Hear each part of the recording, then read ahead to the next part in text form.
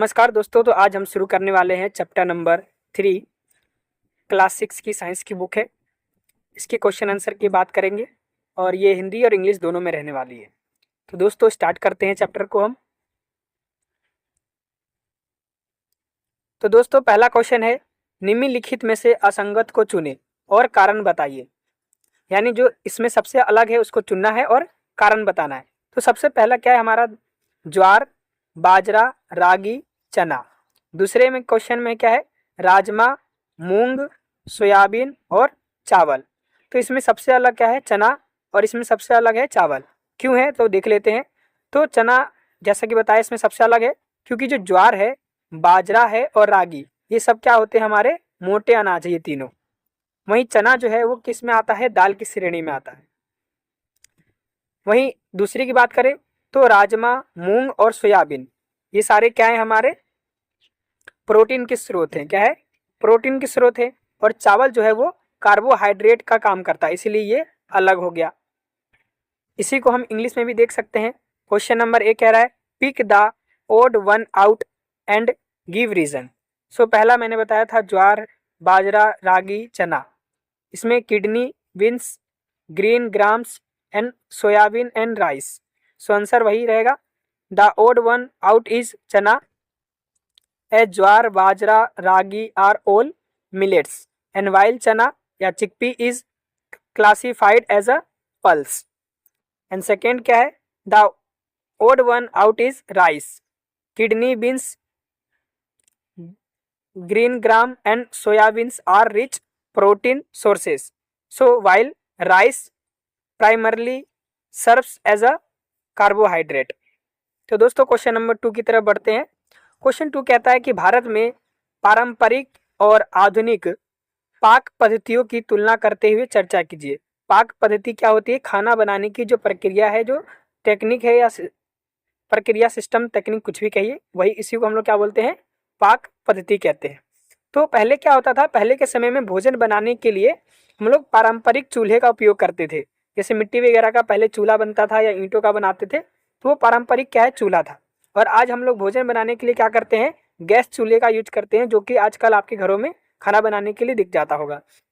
वहीं पहले के समय में क्या है, पत्थर से सिलबट्टे का उपयोग करके हाथों से पीसने का कार्य किया जाता था।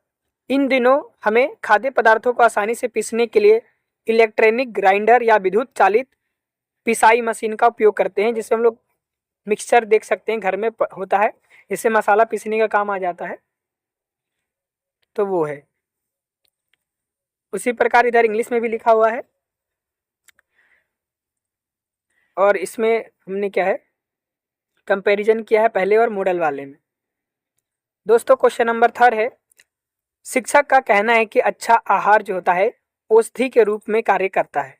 रवि इस कथन को लेकर उत्सुक है और वह अपने शिक्षक से कुछ प्रश्न पूछना चाहता है। कम से कम हमें ऐसे 2 प्रश्न सूचीबद्ध करे जो वे पूछ सकता है। तो हमें 2 क्वेश्चन बनाने हैं, जो हमें पूछना चाहिए उसको पूछना है।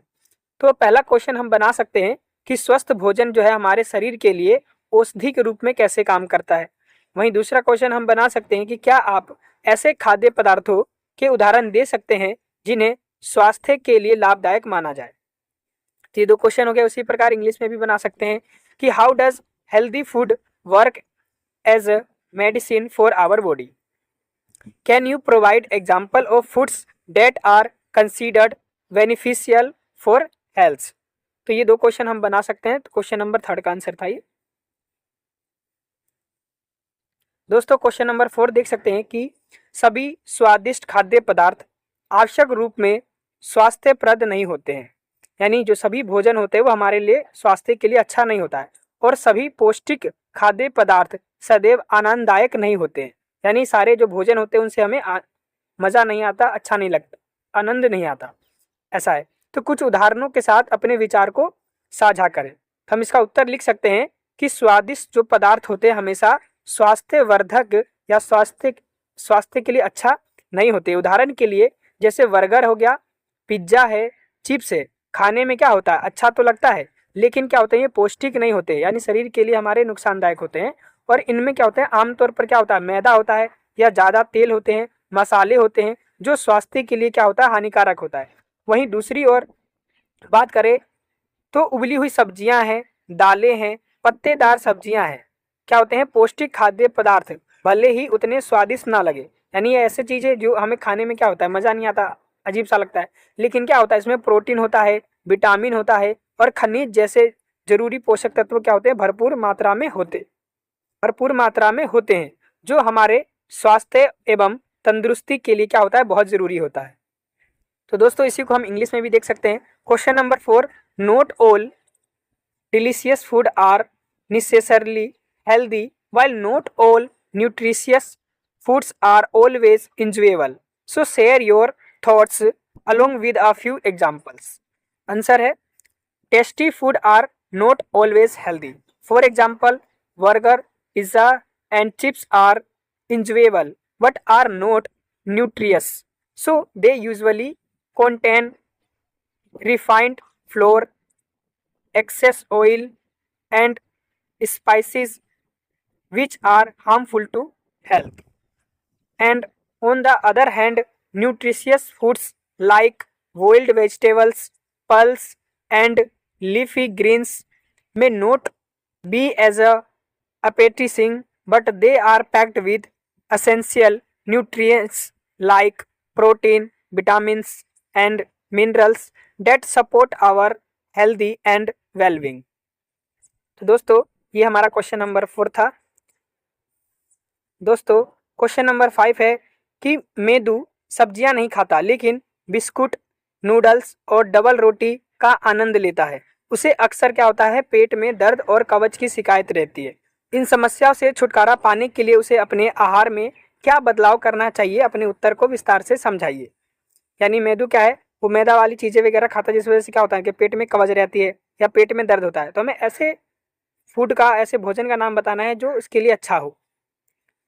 तो हम उत्तर में क्या लिख सकते हैं कि कब्ज और पेट की समस्याओं से राहत पाने के लिए मेदू को अपने भोजन में क्या खाना चाहिए, साबुत अनाज, दालें, ताजे फल और सब्जियां शामिल करनी चाहिए। ये खाद्य पदार्थ क्या होते हैं, आहारीय रेशे यानी रफेज से भरपूर होते हैं, जो उसके वर्तमान आहार में नहीं है। तो मेदू के लिए बिस्कुट, नूडल्स और सफ़ेद ब्रेड का सेवन कम करना भी जरूरी है, क्योंकि ये मैदे से बने होते हैं जिनमें क्या होता है, रेशे की कमी होती है, जो पाचन संबंधी समस्याओं को बढ़ाते हैं। तो दोस्तों इसी को हम इंग्लिश में भी देख सकते हैं। Question number 5, medu does not eat vegetables but enjoys biscuits, noodles and white bread. He often has stomach ache and constipation.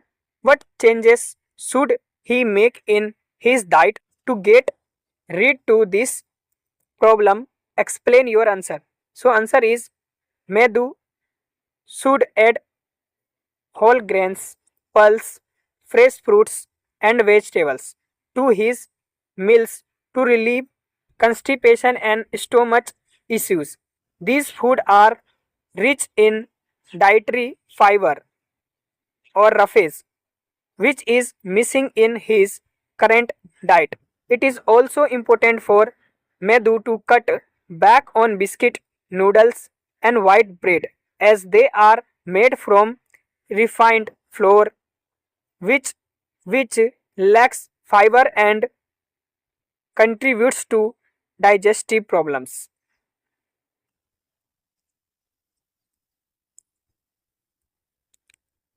तो दोस्तों ये क्वेश्चन नंबर 5 का आंसर था। तो दोस्तों क्वेश्चन नंबर 6 की बात कर लेते हैं। रेशम को कम रोशनी में देखने में क्या होती है, कठिनाई हो रही थी और चिकित्सक ने उसकी दृष्टि का परीक्षण किया और एक विशेष विटामिन पूरक यानी सप्लीमेंट लेने की सलाह दी। उन्होंने उसे अपने आहार में कुछ खाद्य पदार्थ को सम्मिलित करने की भी सलाह दी। तो क्या क्या क्वेश्चन बनते हैं और क्या क्या सलाह दिया है।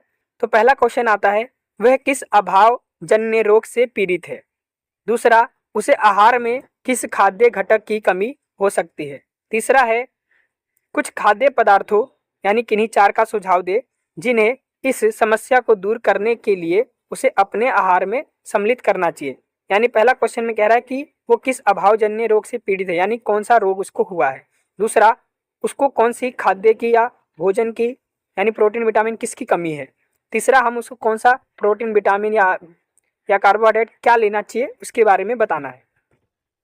तो इसके आंसर में हम लिख सकते हैं कि रेशमा को रतौंधी की समस्या है, जिससे उसे कम रोशनी में देखने में कठिनाई होती है और ये स्थिति विटामिन ए की कमी के कारण होती है। दूसरा क्वेश्चन का आंसर हम लिख सकते हैं कि जो होती है वो विटामिन ए की कमी से होती है और क्या होती है, रतौंधी होती है।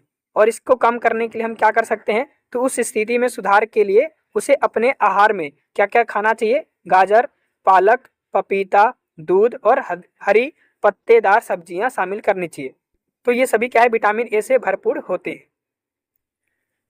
तो दोस्तों इसी को इंग्लिश में भी देख सकते हैं। Question number 6, Reshma had trouble seeing things in dim light. The doctor tested her eyesight and prescribed a particular vitamin supplement. He also advised her to include a few food items in her diet. So first is, which deficiency disease is she suffering from? And second, which food component may be lacking in her diet? And third, suggest some food item that she should include in her diet to overcome this problem. Any four. So answer is Reshma is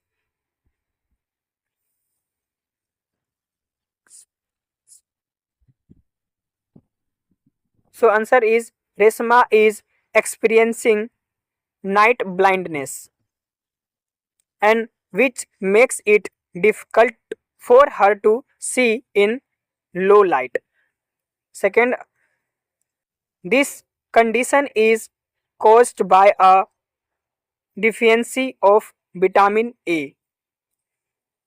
And third is, to improve her condition, she should include food like carrot, spinach, papaya, milk and green leafy vegetables in her diet, all of which are rich in vitamin. दोस्तों ये question number 6 का answer था।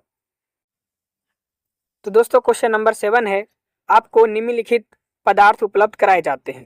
पहला क्या है, डिब्बा बंद फलों का रस। दूसरा है ताजे फलों का रस। तीसरा है ताजे फल।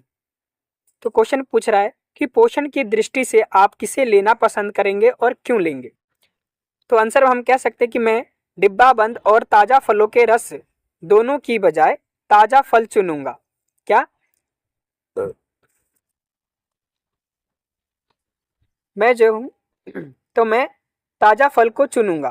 क्यों चुनूंगा, क्योंकि इसमें क्या होता है, ज़्यादा पोषण मूल्य होते हैं, ज़्यादा आहारीय रेशे यानी फाइबर होते हैं और प्राकृतिक स्वाद होती है, नेचुरल टेस्ट होता है। और डिब्बा बंद फलों के रस में क्या होता है, अक्सर अतिरिक्त चीनी, ज़्यादा शुगर हो सकती है और ये कैसे होते हैं, प्रिजर्वेटिव होते हैं, जो इनके स्वास्थ्य लाभों को कम कर सकते हैं। तो इसी को हम इंग्लिश में भी देख सकते हैं। Question number 7, you are provided with the following. First is canned fruit juice, second fresh fruit juice and third fresh fruit. So which one would you prefer and why? So we can say I would choose fresh fruit over both canned and fresh fruit juice because it offers a higher nutritional value, more dietary fiber and natural flavor.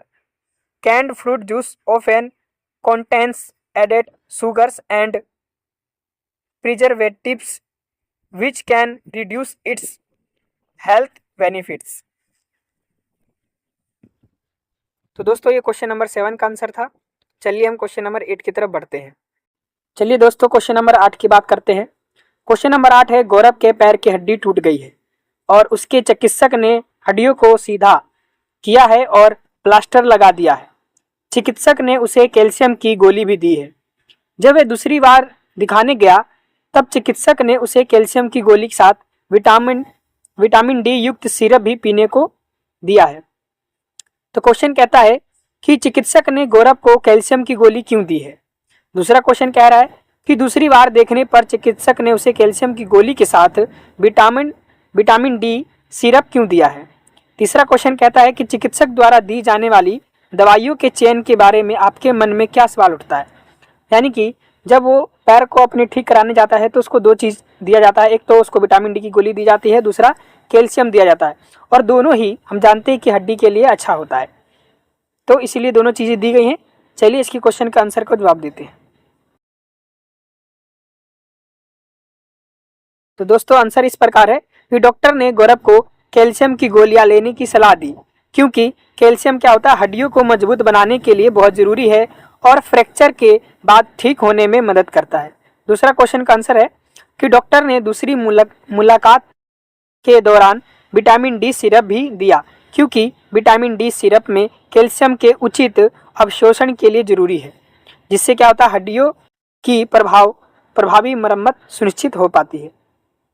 तीसरा है कि doctor के इस फैसले के बारे में एक सवाल उठ सकता है कि गौरव को कैल्शियम की गोलियां और विटामिन डी सिरप दोनों कब तक लेते रहना चाहिए। दोस्तों इसी को क्वेश्चन हम इंग्लिश में भी देख सकते हैं। Question number 8, Gaurav got a fracture in his leg and his doctor aligned the bones and put on a plaster. The doctor also gave him calcium tablets. On the second visit, the doctor gave him vitamin D syrup along with calcium tablets. So here is question. So why did the doctor give calcium tablets to Gaurav? And second is, on the second visit, why did the doctor give vitamin D syrup along with the calcium tablets?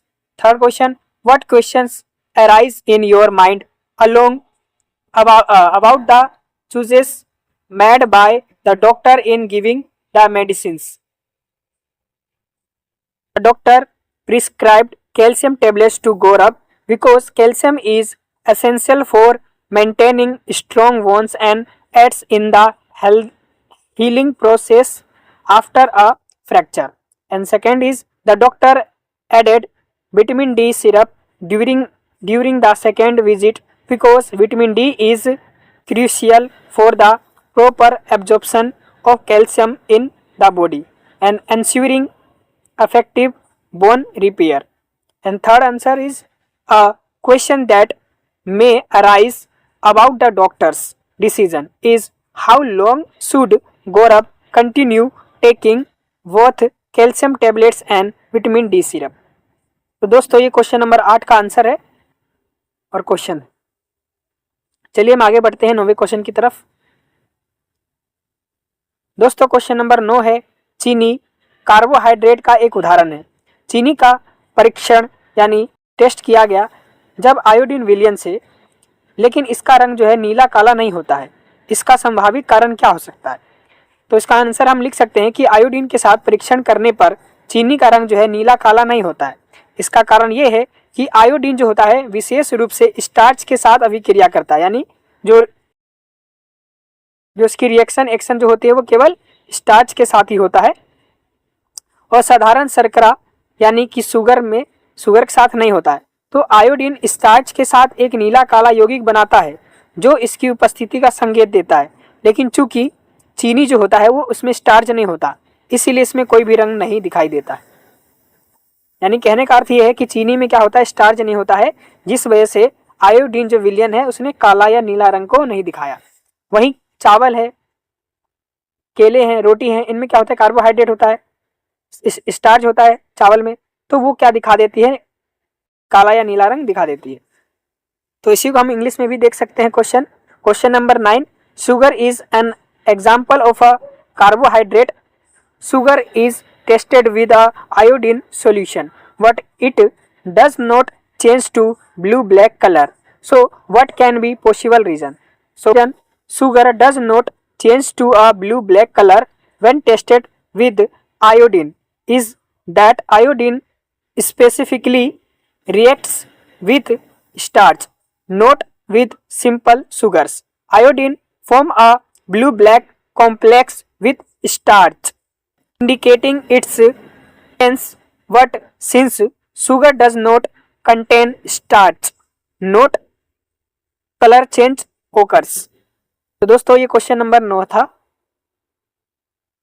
दोस्तों question number 10 है, आप रमन के कथन के बारे में क्या सोचते हैं कि सभी मंड या स्टार्च कार्बोहाइड्रेट हैं, लेकिन सभी कार्बोहाइड्रेट मंड नहीं है। अपने उत्तर की जांच करने के लिए किसी क्रियाकलाप की योजना का वर्णन करें। यानी हमें आंसर भी देना है, साथ ही साथ हमें एक्टिविटी के द्वारा, क्रियाकलाप के द्वारा इसको समझाना भी है। तो हम उत्तर में लिख सकते हैं कि रमन का कथन सही है कि कार्बोहाइड्रेट होता है शर्करा, स्टार्च और रेसे से मिलकर बना होता है। यानी कार्बोहाइड्रेट है वो 3 चीजों से मिलकर बना होता है, शर्करा से, स्टार्च से और रेसे से मिलकर बना होता है। और स्टार्च जो होता है वो ग्लूकोज की एक लंबी श्रृंखला होती है, जबकि साधारण शर्करा या रेसे भी कार्बोहाइड्रेट होते हैं लेकिन उसमें स्टार्च नहीं होता है। यानी शर्करा और रेसे भी कार्बोहाइड्रेट हैं लेकिन उसमें क्या है, स्टार्च नहीं है। और बिना स्टार्च के आयोडीन विलयन वो नीला काला रंग को नहीं दिखा सकता। सो हम इसको क्या है कि गतिविधि के द्वारा दिखा सकते हैं। कैसे? तो हम गतिविधि में लिख सकते हैं कि आवश्यक सामग्री, जिसमें हम ले सकते हैं आयोडीन का घोल, खाद्य पदार्थों के नमूने जिसमें हम चावल, आलू, चीनी के क्रिस्टल, शहद, फल, सब्जी कच्ची, ये सारी चीजें हम कोई भी एक चीज ले सकते हैं इसमें से। यह प्रोसेस क्या रहने वाला है, तो खाद्य पदार्थों के नमूनों को अलग अलग डिब्बों में हम रख लेंगे। प्रत्येक डिब्बों पर लेबल लगाएंगे, जैसे ये आलू है, ये चीनी है, ये फल है, ये कच्ची सब्जियां हैं इत्यादि, इस प्रकार से। और प्रत्येक नमूने में आयोडीन घोल की कुछ बूंदे रखेंगे और रंग में किसी भी बदलाव का निरीक्षण करें और अपने निष्कर्षों को दर्ज करें। तो हम निष्कर्ष में क्या लिख सकते हैं कि स्टार्च के स्रोत जैसे आलू है, चावल है, वो नीले काले में बदल जाते हैं। चीनी के स्रोत जैसे चीनी और शहद में कोई परिवर्तन नहीं होता क्योंकि इसमें स्टार्च नहीं होता है। और रेसे के स्रोत जैसे कच्ची सब्जियां में भी कोई परिवर्तन नहीं होता क्योंकि क्या है, कच्ची सब्जियां, इसमें क्या होता है, स्टार्च नहीं होता। निष्कर्ष के रूप में कह सकते हैं कि स्टार्च युक्त खाद्य पदार्थ यानी जो जिसमें स्टार्च होता है बस वही आयोडीन के साथ नीले काले रंग में बदल जाते हैं, जबकि शर्करा या रेसे जो है वो नहीं बदलते। तो ये पुष्टि करता है कि सभी स्टार्च कार्बोहाइड्रेट होते हैं लेकिन सभी कार्बोहाइड्रेट स्टार्च नहीं होते हैं। इसी को इंग्लिश में भी देख सकते हैं कि what do you think of Raman's statement, all starches are carbohydrates but not all carbohydrates are starches. So describe the design of an activity to test your answer.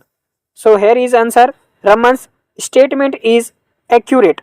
Carbohydrate consist of sugars, starches and fibers. Starches are long chain of glucose while simple sugars and fibers are also carbohydrates but not starches. So activities: iodine solution, food sample, potato, rice, sugar crystals, honey, fruits and raw vegetables. And step is place food samples in separate containers and label each containers, for example potato and sugar, and add a few drops of iodine solution to each sample and observe any color change and record your findings and expected results. Starch sources: potato, rice turn black blue. Sugar sources: sugar and honey show no changes. Fiber sources: raw and vegetables also show no changes. Conclusion: starch containing food turn black and blue with iodine, while sugar and fibers do not.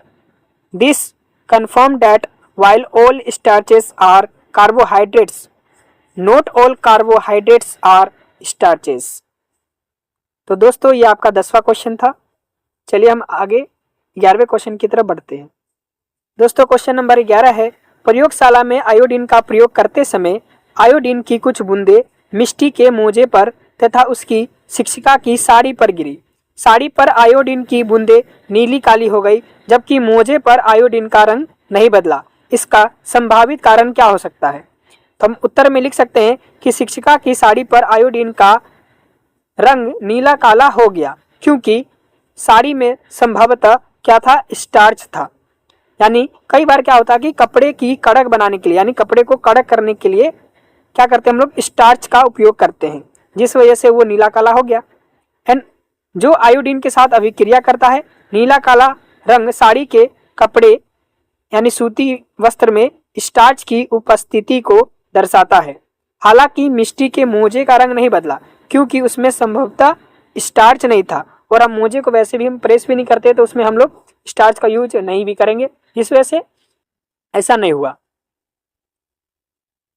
तो दोस्तों question number 11 देख सकते हैं, while using iodine in the laboratory a few drops of iodine fell on Misty socks and a few fell on her teacher's sari, and the drop of iodine on the sari turned blue-black while the color of the socks did not change. What can be a possible reason? So answer is the iodine turned blue-black on the teacher's sari because the sari likely contained starch and which reacts with iodine. The blue-black color indicates the presence of starch and in the sari fabric, and starch is sometimes used to stiffen clothes. And however, Misty's socks did not change color because they likely did not contain starch. तो ये आपका question number 11 का answer है। दोस्तों question number 12 की तरफ चलते हैं। तो क्वेश्चन नंबर 12 इस प्रकार है, कद्दन को एक स्वास्थ्यप्रद आहार क्यों माना जाता है? क्या केवल कद्दन खाने से शरीर की पोषण संबंधी सभी आवश्यकताएं पूरी हो सकती है? चर्चा करें। तो कद्दन मतलब होता है मोटे अनाज यानी मिलेट्स। तो हम उसका उत्तर देख सकते हैं, बाजरे को उसके समृद्ध पोषण गुणों के कारण एक स्वास्थ्यवर्धक भोजन माना जाता है। ये विटामिन, खनिज यानी आयरन, कैल्शियम और आहार्य रेशे यानी फाइबर से उत्कृष्ट स्रोत है, यानी सारी चीजें इसमें पाई जाती है जो इन्हें अच्छे स्वास्थ्य के लिए आदर्श बनाते हैं। बाजरे को अक्सर पोषक अनाज कहा जाता है। हालांकि ये अत्यधिक पौष्टिक होते हैं, लेकिन केवल बाजरे का सेवन शरीर की सभी पोषण संबंधी जरूरतों को पूरा नहीं कर सकता। एक संतुलित आहार के लिए विभिन्न खाद्य समूहों की आवश्यकता होती है और बाजरे को विविध आहार का हिस्सा होना चाहिए। तो दोस्तों इसी को इंग्लिश में भी देख सकते हैं। Why are millets considered a healthy choice of food? Can eating just millets suffice for the nutritional requirements of the body? Discuss. So answer is millets are regarded as a healthy food choice due to their rich nutritional profile. They are excellent sources of vitamins, minerals such as iron and calcium, and dietary fiber, making them ideal for maintaining good health. And millets are often referred to as nutri cereals. While they are highly nutritious, consuming only millet may not meet all the nutritional needs of the body. A balanced diet requires a variety of the food groups, and millets should be included as part of a diverse diets. So दोस्तों question number 12 का answer था। दोस्तों ये question number 13 है और हमारा last question है। आपको विलयन का एक नमूना दिया गया, आप इसके आयोडीन विलयन होने की संभावना की जांच किस प्रकार करेंगे? तो हम उसके उत्तर में लिख सकते हैं कि स्टार्च परीक्षण यानी आयोडीन परीक्षण। तो थोड़े से स्टार्च में घोल की कुछ बूंदे डालें या स्टार्च सूचक कागज का उपयोग करें। यदि घोल में आयोडीन है तो यह स्टार्च के साथ अभिक्रिया करके नीला काला बनाएगा। इस नीले काले रंग का दिखना नमूने में आयोडीन की उपस्थिति को दर्शाता है। तो दोस्तों इसी को इंग्लिश में देख सकते हैं कि you are given a sample of a solution, how would you check the possibility of it solving an iodine solution. So answer is, to determine if the given sample is an iodine solution, you can perform the following test. Starch test. Add a few drops of the solution to a small amount of starch or use starch indicator paper. So if the solution contain iodine, it will react with starch to form a blue-black color, and the appearance of this blue-black color indicates the presence of iodine in the sample. Thank you दोस्तों, आपको कैसी लगी ये video हमें ज़रूर comment करके बताएं, और आपको अगली किस चैप्टर पर क्वेश्चन का आंसर चाहिए ये भी हमें बताएं। धन्यवाद दोस्तों।